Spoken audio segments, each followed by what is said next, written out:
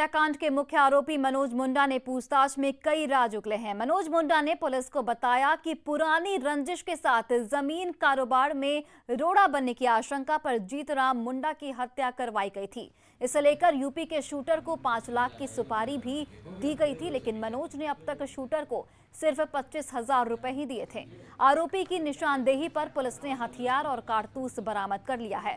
22 सितंबर को रांची जिला के बीजेपी एसटी मोर्चा के अध्यक्ष जीतराम मुंडा की गोली मारकर हत्या कर दी गई थी। इसने बात बताई कि जो पुराना जो दुश्मनी इसके परिवार से जो चल रहा था वो एक दुश्मनी तो था ही, उसके साथ साथ इधर हाल में इसकी एक दुश्मनी जमीन के रिलेटेड, जमीन के कारोबार में भी ये मनोज मुंडा पांव फैला रहा था। उसमें मृतक जीतराम जी के द्वारा कहीं न कहीं इसको महसूस हुआ कि व्यवधान कर रहे हैं। ये तमाम पहलुओं को लेकर ये आक्रोशित हुआ और कहा कि अब इसको अपने रास्ता से हटाना ही बेहतर होगा।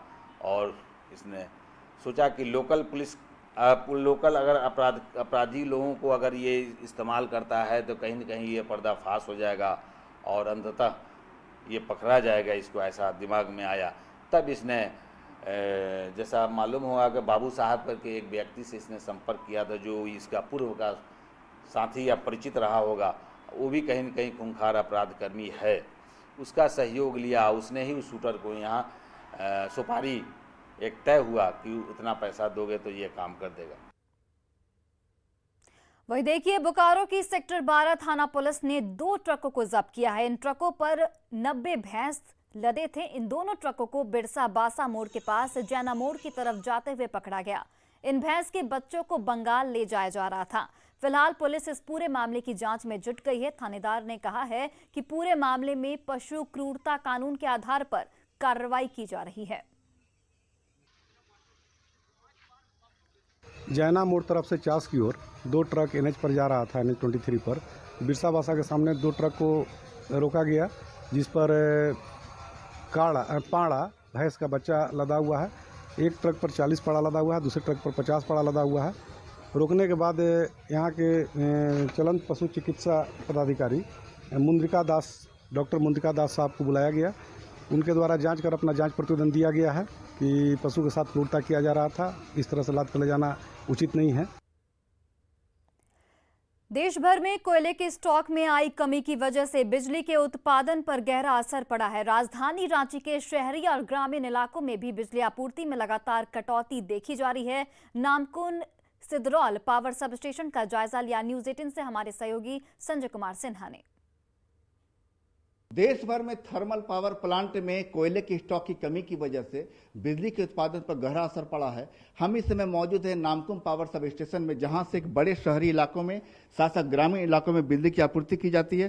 साथ ही जिस तरीके से कोयले के स्टॉक में कमी आई है, देश में बहुत सारे ऐसे थर्मल प्लांट हैं जिन्हें क्रिटिकल श्रेणी में रखा गया है, जिनमें बोकारो का चंद्रपुरा जो है पावर प्लांट में भी जो है वहां मात्र 3 दिन का वहां कोयला बचा हुआ है। लिहाजा परेशानी बढ़ गई है। अगर यही स्थिति बरकरार रही कोयले की कमी की वजह से तो परेशानी बढ़ सकती है। त्योहार का समय चल रहा है और त्योहार के समय में बिजली की जो जरूरत होती है, चूंकि पूजा पंडाल में लोग रात में घूमने के लिए निकलते हैं, अगर वहां कोई परेशानी आ गई तो समस्या बढ़ सकती है। बिजली की सप्लाई होती है नामकुम इलाके में, वो सप्लाई किन किन इलाकों में होती है? यहाँ से हम लोग सप्लाई नामकुम के पूर्वी क्षेत्र में हम लोग सप्लाई देते हैं 11 kV।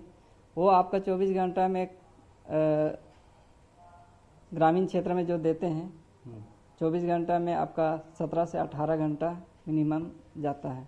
और ये ग्रामीण इलाकों में शहरी क्षेत्र में आपका 24 घंटा में आपका 20 प्लस जाता है। 20 से 21 घंटा देते हैं लाइट। बिल्कुल, ये स्थिति है राजधानी रांची के शहरी और ग्रामीण इलाकों में। हमारे साथ कुछ आपके स्थानीय हैं, तो बिजली के है जो दिक्कत आ रही है यहाँ पर, कितने इलाके इस इलाके में बिजली मिल रही है आप लोग? देखिए, यहाँ है ना कि हम लोग को कम बिजली मिल रहा है और इतना कट रहा है। हम लोग का यहाँ का पलांडो फीडर हम लोग का है, यहाँ से गंगा घाट तक पहुँचल है। और इसलिए है कि थोड़ा सा एक डाली गिर जाता है तो बिजली तो कटना ही कटना है। यहाँ से गंगा घाट जंगल होते हुए जाता है। लेकिन एक बड़ी वजह जो है कि चूंकि ग्रामीण इलाकों में बिजली की आपूर्ति जो है उसमें कुछ कमी जरूर है, और दूसरी बात है कि जो शहरी इलाके हैं, अगर यही स्थिति राजधानी रांची में आपको बरकरार रही तो राज्य में और जो दूसरे जिले हैं वहां भी समस्या बढ़ सकती है। लिहाजा उम्मीद की जा रही है कि जल्द से जल्द कोयले के जो स्टॉक है वो समस्या खत्म हो ताकि लोगों को निर्बाध बिजली मिल सके। कैमरामैन संजीव तिवारी के साथ संजय कुमार सिन्हा, न्यूज 18 रांची।